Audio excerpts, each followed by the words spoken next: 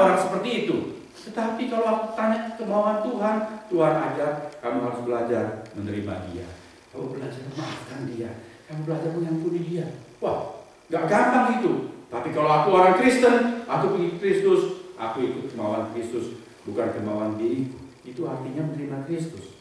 Dan orang seperti itu, saudara-saudara, Alkitab memberitahukan dalam surat Korintus, dibaptiskan masuk bukan ke dalam buku anggota gereja, tetapi dibaptiskan masuk ke dalam tubuh Kristus. Tubuh Kristus yang mana? Tubuh Kristus yang gak kelihatan itu. Gak perlu itu Grace Community kah? Atau LCBC kah? Atau GPIB, GKI, gereja manapun. Dia mula-mula menjadi anggota gereja yang tidak kelihatan. Sesudah itu, Tuhan memerintahkan supaya masing-masing mencari komunitas satu gereja yang kelihatan, gereja lokal. Dia menetap di sana. Disitulah dia menjadi anggota tubuh Kristus yang kelihatan, yaitu gereja-gereja lokal. Grace Community milik saudara, dan saudara milik Grace Community. Kalau saudara sudah sungguh-sungguh percaya kepada Tuhan Yesus, milik Tuhan Yesus, saudara masuk ke dalam tubuh Kristus. Kita menjadi anggota tubuh Kristus. Paulus memakai lukisan tubuh untuk menggambarkan kebenaran mengenai gereja. Coba perhatikan. Waktu tangan ditanya, tanganku ini ditanya, tangan milik saudara Hengki Suryantio. Tubuh ini milik siapa? Tangan itu pasti bilang, tubuh itu tubuhku. Betul? Dan kepada tubuh ditanya, tangan itu tangan siapa? Tangan itu tanganku. Jadi Rasul Paulus mendapat hikmah dari Tuhan untuk membuat orang Kristen itu mengerti sungguh bahwa kita itu adalah bagian yang tidak terpisahkan dari sebuah gereja. Bila kita sungguh-sungguh milik Tuhan Yesus Kristus. Tak bisa itu ada orang jadi orang Kristen yang bilang, saya sih yang penting percaya Tuhan Yesus. Saya akui dia sebagai Tuhan. Mati di kayu salib menggantikan dosa saya. Tapi anggota gereja mana Bapak atau Ibu? Sama aja semua gereja. Saya mah nggak ikut gereja mana-mana, ya. Seperti saya istilahkan dulu, saya tuh anggota gereja keliling, ya. GKK, gereja keliling-keliling, tidak menetap. Saudara, kita harus menetapkan. Kita menetap di satu gereja lokal mana. Bukan saya mau katakan, bukan berarti mau saya katakan kalau saudara sudah menetap sebuah gereja tidak boleh di gereja yang lain. No, hari ini ada seperti Tante Dina. Tante Dina itu secara resminya selalu bergereja di LCBC dan San Leandro. Tapi sore hari mau datang ke Grace Community, welcome saja, monggo kerso, pintu selalu terbuka. Tetapi saudara harus menempatkan diri di mana saudara suka menetap. Sebab apa? Saudara itu perlu mendapatkan makanan rohani yang teratur. Perlu mendapat penggembalaan, satu pengasuhan pastoral yang teratur. Kalau kita selalu pindah-pindah, tidak jelas kemana, lalu siapa yang merawat saudara secara teratur?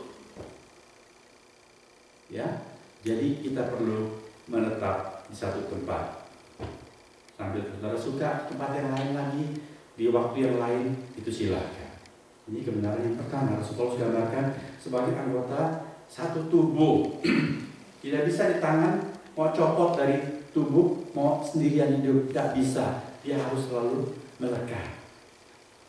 Dia saling menerima satu dengan yang lain. Yang kedua, Rasul Paulus gambarkan gereja itu sebagai keluarga. Dari mana kita lihat kebenaran mengenai keluarga? Dia katakan, kamu dan saya punya satu Allah, dan satu Allah itu adalah satu Bapa dari semua. Dalam ayat yang ke-6. Betul? Tuhan Yesus itu siapa? Tuhan Yesus itu saudara kita yang paling tua. Kakak kita yang paling sulung. Dia anak tunggal Allah yang sejati. Lalu kita semua yang percaya. Dalam Yohanes 1 ayat 12 dikatakan, diberi hak untuk menjadi anak-anak Allah, menjadi saudara-saudara Tuhan Yesus. Bapaknya siapa? Allah Bapa. Kita ini satu keluarga. Masing-masing kita punya famili, punya keluarga. Saya punya keluarga, itu ibu kandung saya. Saya punya saudara kandung sendiri, ya, terpencar-pencar di beberapa benua. Satu di Jakarta, satu di Holland, satu di New Zealand, satu di mental di Amerika. Jadi mami anaknya di 4 benua. Tapi saudara-saudara, saya punya keluarga yang lain, yaitu keluarga rohani. Betul. Dan kalau kita dalami, sebetulnya itu mana lebih kuat ikatannya? Keluarga jasmani atau keluarga rohani? Keluarga rohani. Wah, mentang-mentang di dalam gereja semua bilang keluarga rohani. Betul? Betul. Mengapa? Setiap hari. Mengapa, saudara? Setiap hari. Ada banyak jawab. Saya beritahukan satu. Keluarga jasmani belum tentu selalu bersama-sama dengan kita. Bukan cuma di dunia ini, tapi sampai ke dalam kekekalan. Betul? Sama-sama saudara kandung, tapi belum tentu sama-sama nanti semua masuk dalam surga. Saya bukan nakut-nakutin, tapi ini adalah suatu realita. Ketika orang tumbuh dewasa, masing-masing ambil keputusan sendiri.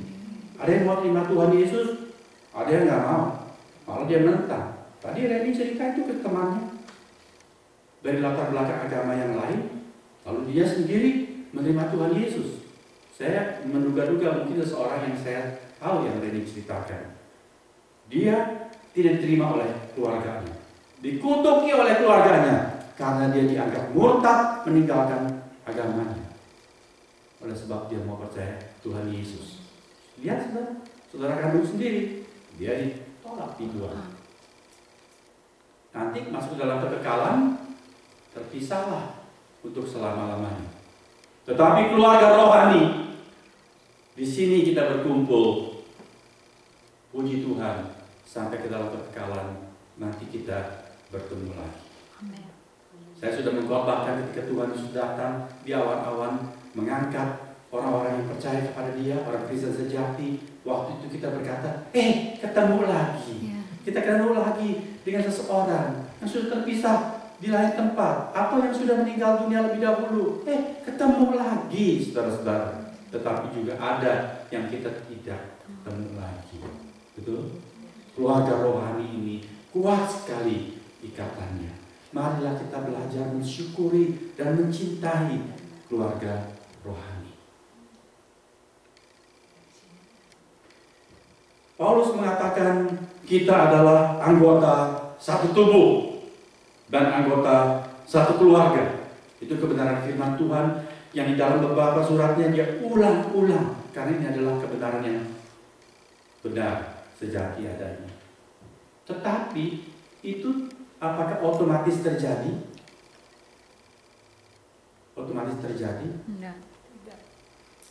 Seperti dalam tubuh, tangan menerima kaki, kaki tidak menghina tangan, tangan menjaga mata, dan mata juga mempedulikan seluruh tubuh. Dalam tubuh yang kelihatan kan seperti itu kan? Nggak ada anggota di dalam tubuh kita yang nggak saling peduli. Ya, nggak boleh ada yang bilang perut itu paling enak, nggak ngapa-ngapain, semua mesti kerja buat dia. Kita bangun pagi supaya apa? Supaya cari sesuap nasi plus semangkok berlian. Ya, semua buat perut, enak makan. Lalu tangan ngapain? Masak. Buat siapa? Buat perut. Lalu tim makan nyuap, masuk mulut, buat perut. Perut, mari kita boykot. Semua nggak ada yang mau kerja buat perut. Ada nggak tubuh yang seperti itu? Ada tubuh yang kelainan. Ya, makan, dimuntahkan. Tubuh yang kelainan. Tapi kalau tubuh yang normal, yang sehat, seperti tema tahun ini sehat jasmani, tentu semuanya itu kerjasama. Ya, nggak ada yang kemudian mengeluh seperti kaki, gua dikacungin, diperbudak terus, mesti bawa-bawa di seluruh tubuh kemana-mana, capek. Satu hari waktu dia lagi nyebrang, itu lagi nyebrang, kuping dengar tong, ada yang ngehong, ya. Lalu kuping lapor ke otak, ada mobil. Otak perintahkan kepada leher supaya nengok. Leher bilang, gue capek nengok dulu, gue gak mau nengok. Ada nggak begitu? Ada. Leher nengok juga nurut. Waduh, mobil ini kencang, mau nabrak dia. Kemudian perintahkan, berita lagi ke otak. Leher, ya, beritakan ke otak. Mata melihat, melapor ke otak. Ada mobil datang. Kalau otak dengan cepat sekali memberitakan, lari, kaki bilang, gua ada pegel, nggak mau lari, jalan di tempat begitu. Ada? Nggak ada, semuanya kompak, saudara-saudara. Tetapi di dalam tubuh rohani, apakah dengan sendirinya otomatis kompak? No. Di dalam keluarga jasmani, seyogyanya itu saling mempedulikan, saling dukung, saling menyemangati. Ya, coba kalau saudara sudah keluarga di sini, Gersku Community, basis kita adalah keluarga muda, punya anak-anak semua. Kalau satu main piano, yang satu pergi les renang. Waktu ada recital, ya recital piano, siapa yang pergi ke sana? Dia mah anak emas papi, biar sama papi aja. Begitu, itu keluarga tidak sehat. Kalau keluarga yang sehat, seluruh keluarga pergi.